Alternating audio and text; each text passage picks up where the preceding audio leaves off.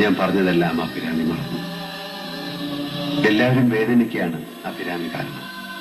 പാടില്ല അഭിരാമി, ആരെയും വേദനിപ്പിക്കാൻ പാടില്ല. അതിനെന്താ വേണ്ടെന്നറിയോ? മറക്കണം എല്ലാം. എന്നെ മറക്കണം. നിരഞ്ജൻ എന്ന പേര് പോലും അഭിരാമി പറയും. ഡെന്നിസ്, ഡെന്നിസ് മാത്രം. അയാൾ തരുന്ന സ്നേഹത്തിന്റെ കടം വീട്ടാൻ ഈ ജന്മം മുഴുവൻ അഭിരാമിയുടെ മുന്നിലുണ്ട്. ആ കടം വീടുന്നത് എനിക്ക് കാണണം. ഞാൻ കാണും.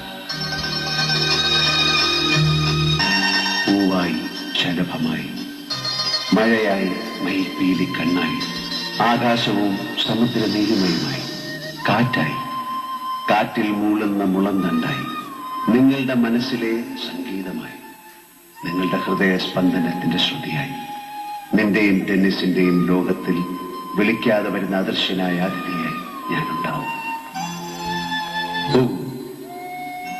അഭിരാമി തിരിച്ചു പോകും.